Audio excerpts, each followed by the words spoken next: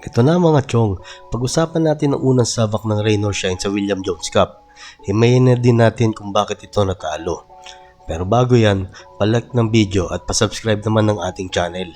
Let's go!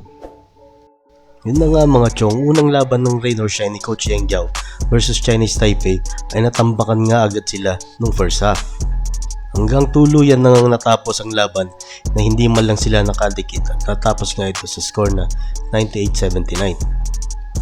Tingnan natin ang opensa nila at naging depensa at mga iba pang detalye sa laban na ito. Dito sa unang play nila ay nagkaroon kagad sila ng turnover. Dito makikita pag-atake niya nabigyan siya ng magandang help defense at naitapon niya nga ang bola na ipapasa niya sana kay Ildefonso sa wing. Unang basket nila ay galing sa 2-man game na Demusis at ni Evans. Magandang backcourt cut ni Demusis at matulis na backcourt pass naman ni Evans. Dito sa susunod na play ay makikita natin na naka-zone defense at Chinese Taipei.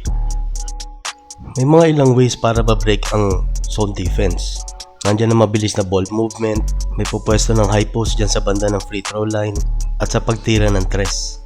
Dito sa pag-ikot na to, pagdating ng bola sa wing side kay Karakut, makikita natin ang puwang sa gitna na inatake nito. At sabay pag-flash cut ni Demusis para sa easy 2. Dito makikita natin ang pagtakbo ng Rain or Shine galing sa defensive rebound. At mabilis ngang naibaba ang bola at naipasa kay Karakut na meron din siyang option sa corner para kay Ildefonso sa 3 pero diniretso na ito para sa easy 2. Dito sa sequence na to ay makikita natin na mabilis ang opensa ang ginawa ng Rain or Shine. Nag-establish muna ng magandang separation si Karakut bago ito tumira ng tres. At mapapansin din natin na 8 seconds pa lang ang nababawas sa shot clock nung tumira ito. At ganun din sa kabila, gumawa rin ito ng mini transition sa isang hand-off screen sabay tira rin ng tres. At nasa 8 seconds pa lang din ang nababawas sa shot clock nung tumira din ito. Under ng 4 minutes ng first quarter, ay pinasok na nga rin si Angelo Kwame at nakapagtala agad ito ng isang block galing sa help defense. Dito sa inbound play, medyo alanganin pa nga yung cross-court pass ni Evans doon kay Santillan. At inatake niya naman agad ang closeout nito at nakarecover agad ang defender kaya na-reset ang play. Pagdating nga ng bola sa corner, ay makikita natin itong mga defender na nakatuon yung attention sa kanya. Kaya sa pag-drive nito ay makikita natin na wide open na silang Batak. Ayun nga, pumukol na ng tres, pasok naman ito. Sa transition defense naman, ilang beses silang naiwan sa pass break. At sa pagkakataong yun, ilang beses din silang naiskuran. Ito yung masakit, naagaw na nga yung inbound sa baseline at naiwan ka pa sa takbuhan. Dito ay makikita natin na lamang agad sa takbuhan ng Chinese Taipei. 4-on-3 situation pa nga agad sa fast break. Kaya ayun, napuntusan uli sila. Tingnan naman natin ang tinakbo ng depensa ng Rain or Shine. Dito ay makikita natin na nag-man-to-man defense ng Rain or Shine. Nag-set nga ito ng screen sa by roll at makikita natin nag-hard hedge si Evans. Dito ngay makikita na mismatch si Belga at nahuli na nga ang help defense at sumabit pa nga dito si Belga. Dito naman ay makikita natin yung space sa part na to at nabasa nga agad nung high-hawk ng bola at pinasa agad dito sa may tao sa corner at inatake nga ito. Makikita nga natin si Belga na palakad-lakad lang, hindi alam ang gagawin.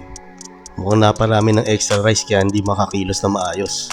Sa laban na to ay masasabi natin talagang nag-struggle sila sa 3-point area. Biruin nyo, 7 out of 26. Sa 26 na attempt, 7 lang ang pumasok.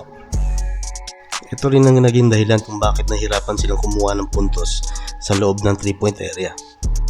At ito rin ang isang pumatay sa Rain or Shine. Sa larong ito ay nag-commit sila ng 20 turnovers. At ilan sa mga turnovers na yan ay na-convert ng Chinese Taipei into basket. Kung titignan natin itong shot chart, makikita natin talaga na napakaraming mintis ang nagawa ng Rain or Shine. Mapa 3 points man o kahit yung malapit na sa basket. First half lang ang hinimay ko dahil perdiganan na rin lang yung nangyari sa second half. Sa larong to, panayamura na siguro ni Coach Yang Jiao. Ayos naman coach yan eh. makakapag-adjust naman siguro ng kanyang mga coaching staff, mga player. Nakitaan naman natin sila ng motion offense Meron din ball movement at player movement. Tamang execution at tao na lang ang kailangan. At malaking adjustment sa depensa ang kanilang kailangan. Gaya sa transition defense, tamang timing sa help defense, at sa mga switching. Ang problema nga lang ay ang chemistry. Dahil palang iilang araw lang silang nagsama at ang kanyang mga bagong import. Well, expected na yan Philippine basketball, di ba? Hintay-hintayin na lang natin ang susunod nilang laro kung anong mga adjustment ang kanilang gagawin. Hanggang dito na lang mga chong. Hanggang sa susunod na video. Peace.